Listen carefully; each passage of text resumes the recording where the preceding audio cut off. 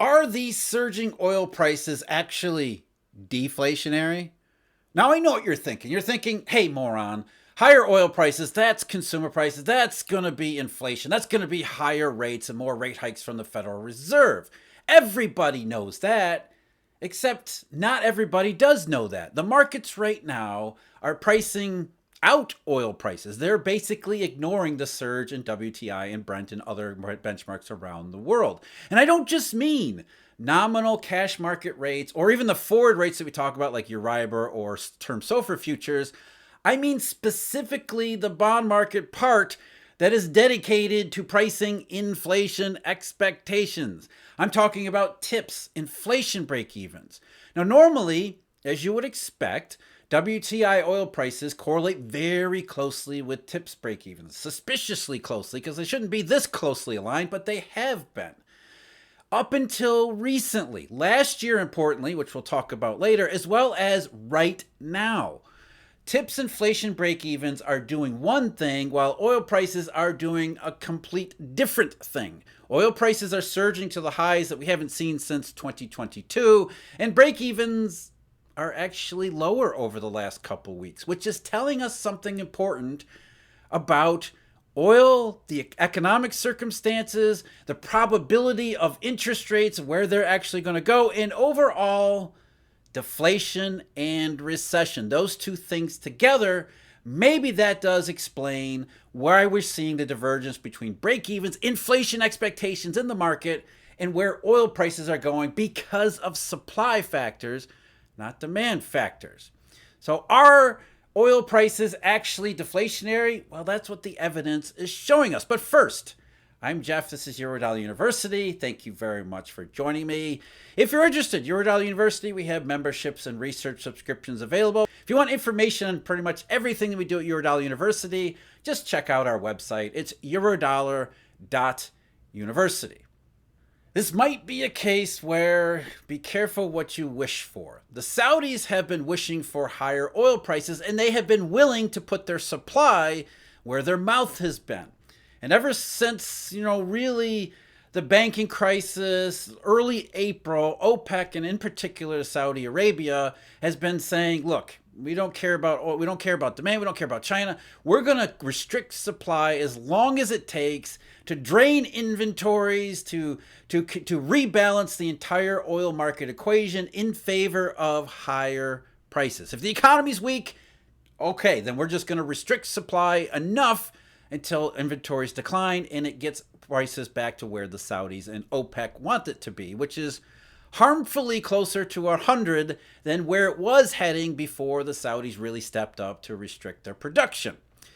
And we see that in inventory statistics in the United States this year, because remember, early part of the year actually went back into last year from around late November into December, January, and the first part of February. Oil inventories in the U.S. absolutely surged. They skyrocketed, largely because China reopening that everybody was anticipating being a big thing turned out to be a whole big, huge dud.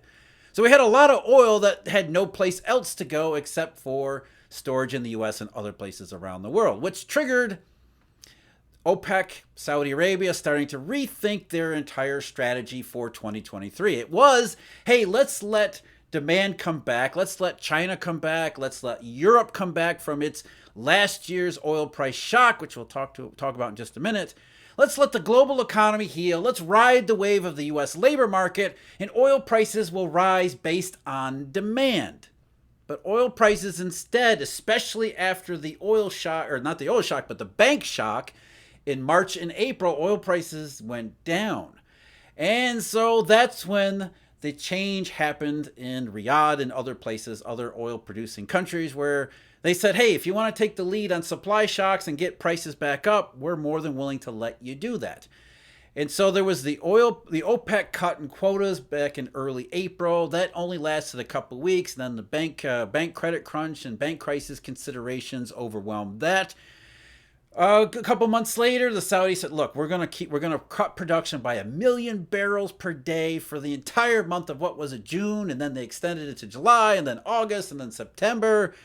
Now they're saying we're going to keep restricting supply as long as it takes until oil prices do what we want it to. And now Since late June into July, now August and September, oil prices are the highest they've been since last year. They got what they wanted. And they got what they wanted in terms of U.S. inventories, too. You look at the statistics from the Energy Information Administration, what you see is that, as I said, oil inventories were incredibly low back last November, around 419 million barrels. They popped to 479 million barrels by February 17th, an incredible jump in a short period of time, which is not a good sign economically, as it turned out to be.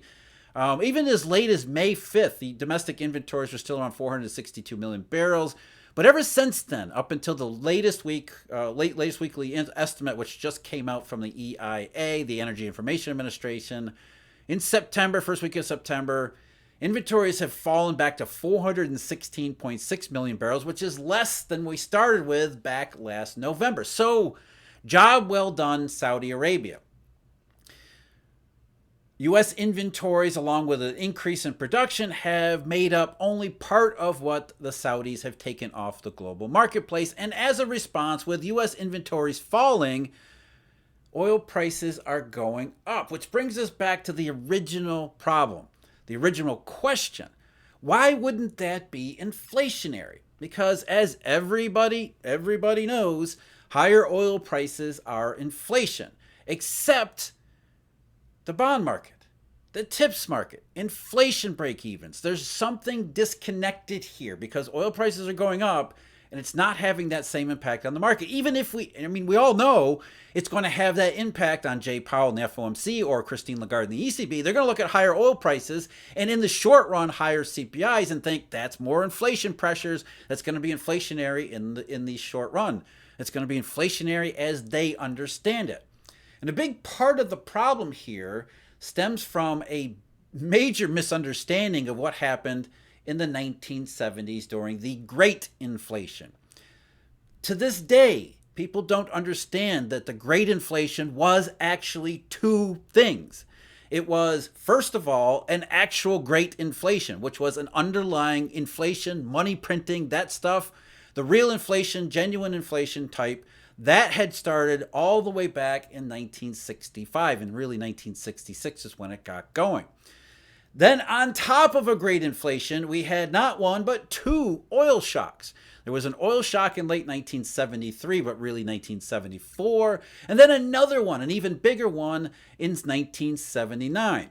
But those two things were not the same thing. We had inflation underlying, two oil shocks on top. And what you see is when you actually go back and look at the data is, yes, before we ever got to 1973, the Great Inflation was already 7, maybe 8 years old by then. And oil prices during that early period were not any part of it whatsoever. Oil prices were steady up until the Yom Kippur War in 1973, leading to the oil embargo. And then in late 1973, suddenly oil prices jump after inflation had been building and building, had gone through a recession in 1969 and 1970, had dipped after the recession, then started spiking all over again. Inflation was back up in 72 and 73, even before the oil price spike and the embargo. And what happened in 73 and really 1974 was not oil becoming inflation, but oil adding too much pressure to an economy that was already in deep trouble. Even though we just had a recession in 1970, there would be another one in 1974, even though payrolls didn't decline until the middle of 1974. So we had a recession in 74 that was precipitated in large part because of the oil price spike combined with legitimate inflation. Then the process repeated all over again in the second half of the 1970s. You had CPIs and consumer prices that were acting independently of oil prices. They had the consumer prices that were relieved somewhat by the 74-75 recession, but then 1977 and really 1978, consumer prices are starting to accelerate again. Then we have troubles in Iran, concerns about the availability of Iranian oil supply at a particularly difficult moment. Suddenly, oil prices start to surge all over again. And by the time we get to 1979, even before Paul Volcker, oil prices going up as well as inflation. So you got both of those combining again in 79, and then recession in 1980. So oil prices are not inflation. They can contribute a lot to consumer price indexes, but they are not inflation. And often what we see when we have an oil price shock of that magnitude, or those magnitudes, the pair of them in the 1970s, is that you will see a recession. But if there wasn't the underlying inflation in the 1970s, then consumer prices would have behaved very differently. After the oil price shock provoked the recession, you would have seen more disinflation than you did in the consumer price index. You would have seen disinflation stick. But because there was that background of inflation, as the markets told us, as the monetary system told us, as the banking system told us, and to an extent the Federal Reserve, not the policymakers, but staffers, they knew what was going on. Some of them did anyway. Without that inflation, the oil price shock becomes disinflation, and then eventually, if we're unlucky, deflation. That's really the thing. Once you have a weak economy, shock of oil prices, it doesn't make inflation. It doesn't make a great inflation. It doesn't make sustained consumer prices. It actually hurts the economy to the extent that it has to roll over. Demand diminishes for oil and for everything else. And it's almost like the economy resets. That's what you see in the 1970s, apart from the legitimate great inflation, which was underlying all of it. And we've already seen this happen in just the past couple years. Let's go back to March, April, May, and June of 2022. Remember the sequence of events here. We had the Russian invasion of Ukraine in February of 2022 through March. Oil prices surged well over $120 per barrel. And inflation expectations, or CPI expectations in the tips markets, these break-evens that we're talking about, those surged with oil prices initially. And oil prices backed off, so did inflation break-evens and tick.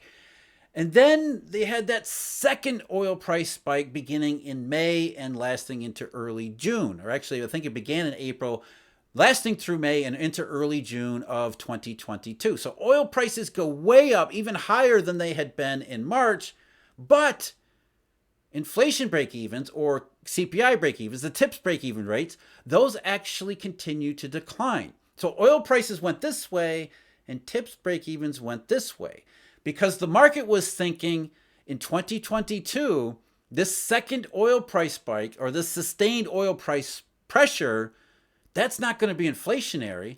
That's going to be disinflationary. And guess what? That proved to be accurate. That proved to be a correct prediction, because not only did oil prices fall from June, we see CPIs and even core rates to an extent, producer prices all over the world, especially core rates lately, those started to change behavior around June. The tips market correctly identified that last oil price spike in May and June of 2022, that was going to be too much. Too much demand was going to be destroyed, leaving the economy in a very different state afterward. Not an inflationary state, but initially a disinflationary state, which is exactly what we have seen up until this point. Now we've got another eruption where, as I said, oil prices are rising, not because of demand for oil, but because almost exclusively supply. The Saudis are cutting supply. OPEC is going along with production cuts. American production isn't really ramping up to make up the difference. Instead, we're trying to make up the difference with using oil that we have in inventories that are going down and down and down, supporting higher prices. We have prices going up. But again, as I said, this time, just like in May and June of 2022, the tips market is pricing the behavior in oil markets very differently than you would expect. You would expect that, again, oil prices go up. That means more rate hikes. That means more consumer prices, more inflation, all that stuff. But tips is saying it's not happening.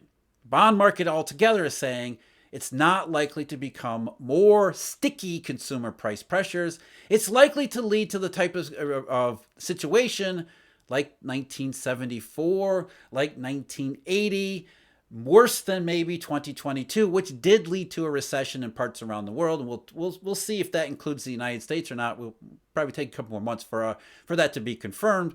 But either way, 2023, we see oil prices go up, but reaction to it very different. The reaction to it is increasingly deflationary. Increasingly, this is an oil shock too far. These are prices that have gone too far. So maybe, just maybe, this latest spike in oil prices up to, $86, $87 per barrel in the United States, above 90 in Brent and other places around the world, other benchmarks around the world. Maybe that's just too far this time. Rather than just being disinflationary like last year, we have an economy that has suffered over the last year and a half, that no longer has the same nominal cushion, that in the United States no longer has access to all of those pandemic savings, Uncle Sam's benefits and gifts and stipends. The markets are saying this last oil price spike, that's not inflationary, as most people will believe. That's actually deflationary. It's extending an economy that can no longer afford to pay that price. If you want to see more about money printing, inflation, the great inflation, all that not good stuff, check out the video at the link below me. As always, I thank you very much for joining me. Huge thank you, Eurodollar University subscribers, and of course, our Eurodollar University members. Until next time, take care.